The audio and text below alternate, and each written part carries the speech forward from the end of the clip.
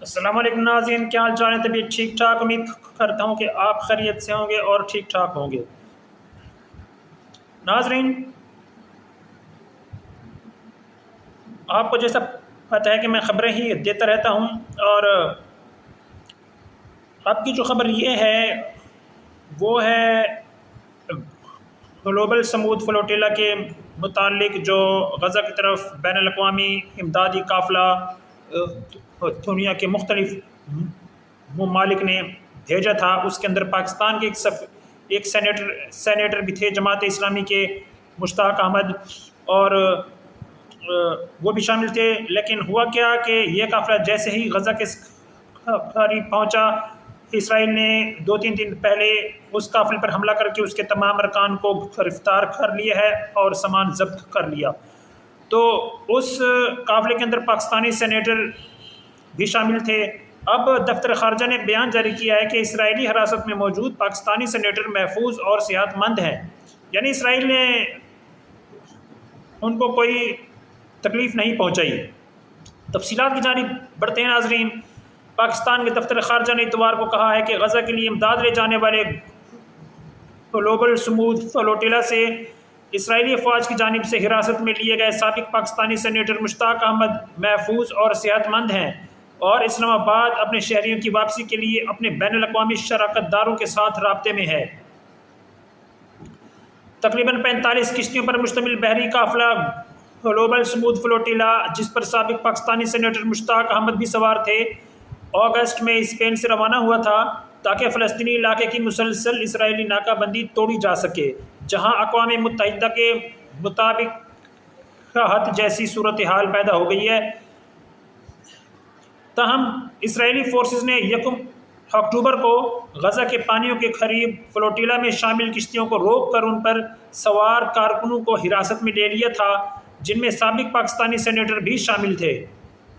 پاکستانی حکام نے کہا تھا کہ اسرائیل کے ساتھ سفارتی تعلقات نہ ہونے کے باعث سینیٹر مشتاق احمد کی واپسی کے لیے ایک بااثر یورپی ملک سے مدد حاصل کی گئی ہے۔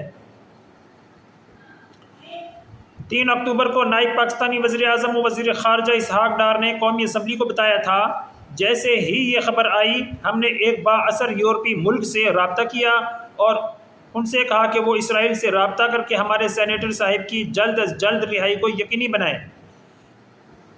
اس یورپی ملک کے وزیر خارجہ نے ہمیں بتایا کہ یہودیوں کے سبت ہفتے کا دن، جس کی وجہ سے وہ اس دن کام نہیں کرتے، لہٰذا وہ اتوار تک ہمیں اس بارے میں آگاہ کریں گے۔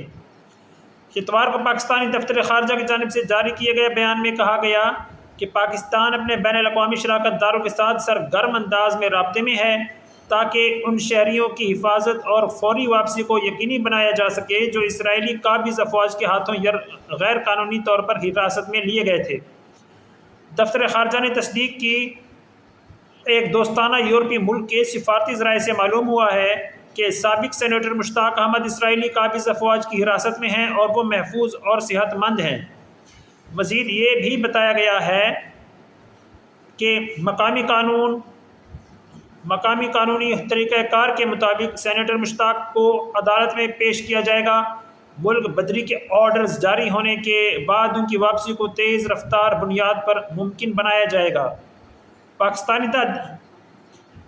دفتر خارجہ نے بیرون ملک اپنے تمام شہریوں کے تحفظ کا عزم ظاہر کرتے ہوئے توقع ظاہر کی کہ یہ واپسی کا عمل آنے والے دنوں میں مکمل ہو جائے گا۔